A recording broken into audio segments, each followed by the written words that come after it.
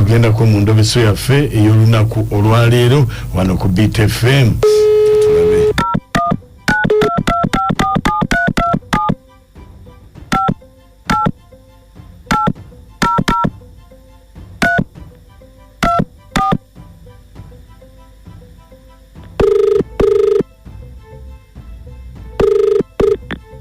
Hello. Hello. Hello. Nyabu. Hello. Wampulira? Eyasa wampulira. Nze bampita mukunja mu program sisimuka lunaku luno lwa Monday wano ku Beat FM. Eyasa. Ensaizo obadde webaseemu? Obadde nasema ezukuse.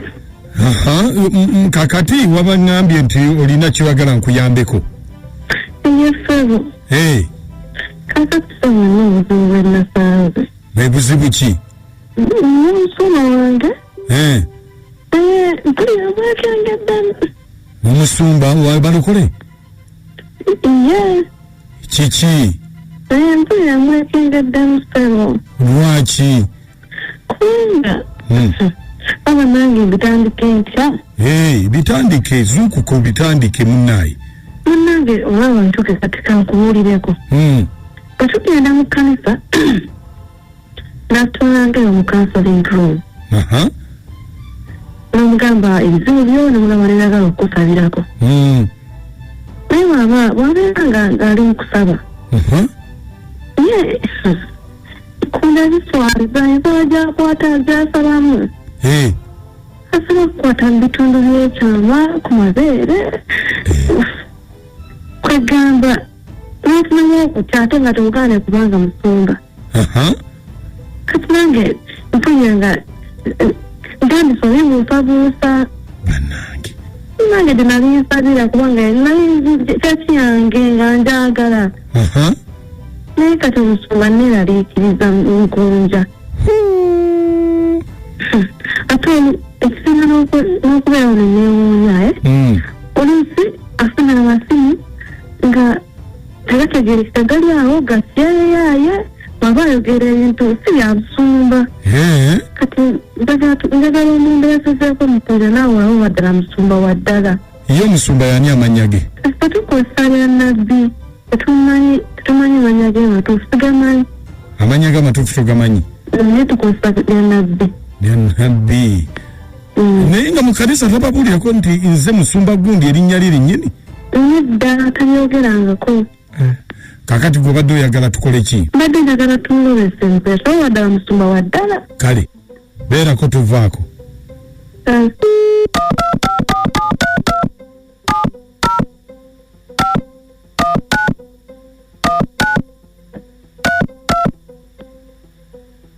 Esimu giwulira? Ngiwulira. Toyogera.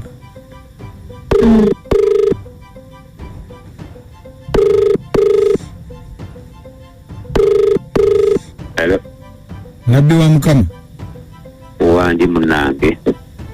Gyebaleko ssebo. Kale ssebo naawe gyebali. Ssebo. Kakati nabbi wa Mukama oba olwaleero nabeerayo ku kyaki? Olwaleero sigenda kubaayo ssaawa zino babidde. Naye kakati oba nkutawaanyiza obadde okyebaseemuuko? Tewali nsonga mbadde ndina byendiko naye osobola okumbuulira kyobadde ogamba. Kati nabbi wa Mukama mbadde nina kyenjagala naye ekyo oba kinaasoboka mu kyaki oba ku ssimu kinaasoboka. Obadde oyagala ki? Wani? Nze Katabira Moses. Katabira? Bampita Katabira. Obuzibu bwoki muganda wa? Kunsabirako tewali kirala musumba kunsabirako. Okusabira tusobola naye ng'oyagala tusabire ki? Bizibu bingi nga bw'omanyi bizibu nze nasuze seebase musumba simanyi na kumanya. Yenye kubanga kati olaba kuba olunaku nga zino tutera kuba ne kansolingi ku lwakubiri. Osobola kukisinzira n'olaba oba onyinyonnyodde bulungi n'endaba olw'okugyayo ku lwokubiri bulungi nenda abantu banyiza okusabira sibunga kisobola kirabika imbulireko ku simu ndabe bwenyezo kikwasaganya anti kakati Musumba nabbi wa Mukama ekizibu kino ndudde nakyo ndowooza ngenda mu myaka nga 8 nkiwangaza ntambudde buli wamu paka oli bwe yaŋŋambye nabbi wa Mukama yajja okuyamba wangi nabbi kituufu ekyo mbuulira tulabe kakati nagenda nga nfuna omukazi bwe nfuna omukazi ne muwasa nembeerako naye nkuwulira bulungi kakati ne wabaawo bizibuzibu ebinga eby'omumaka b'omanyi eby'omunju tebitottolwa ate nga njawukana naye kakati bwe njawukana naye gye ntambudde yonna baŋŋamba yansala ekiteega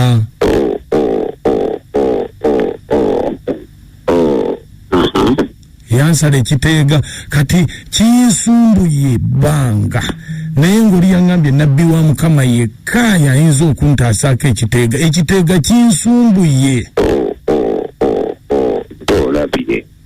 ndabye era kati kyembadde njagala nzije onzijeko ekiteega ekyo naye kinfuukidde ekizibu kati amazima gali nti okusinziira ebbanga lyomaze nakyo jakuguma era olabe nti kirwanyisa ekiteeka ekyo mwana wange mazima nti ebyo nabyo birina obwakabaka bwabyo okuva mu ggulu ebiteega yaweebwa manya ag'enjawulo n'agamanya agagegalinga ga Katonda obwakabaka bwa Katonda bulala n'obuno bwaffe bulala ekiteega nakyo bwa Katonda bwanjisebo ekiteega nakyo ki nabwo bwakabaka bulala buli awo Katonda bulala ekiteega kirina abagoberezi era kizaala buli kaseera ekiteega ekyo ekirabo kimaze naawe ebbanga ddene kundako nekyomaze nakyo omwaka nga gumu naye kati ekyo kyamaanyi nnyo wekiri kati gwe owafuna oluganda nakyo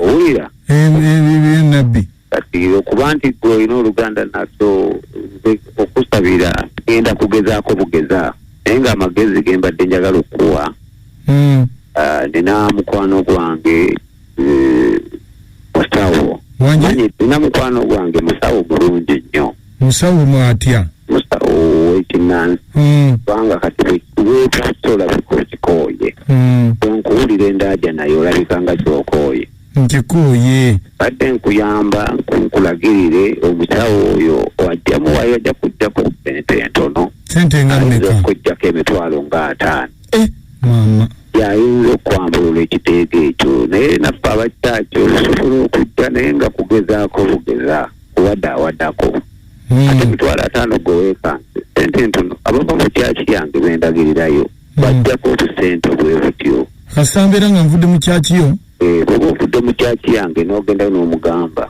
ovudde wange wannabbe abajja kukolako bulungi naye nga amazima geetaagisa owulidde mwana wange ate Musumba gondagirira ate ku musawo omuganda munnange mukulagiridde lwa bulumi bwempulidde bw'olimu nandigumye nensirika nenkugaja nkusabire nenkya nenkugaleetayo ekimu eky'ekkumi biki nkusabire mpaka naye nkufuulira amazima si kyangu jankulagirire musawo ajja kukujjanjaba nabbi wa Mukama owange muna oli mufere ate onsindika wa musawo muganda nga ate oli Musumba oyogera ne mukunja mu ndobeso ku Beat FM Yesu Mukama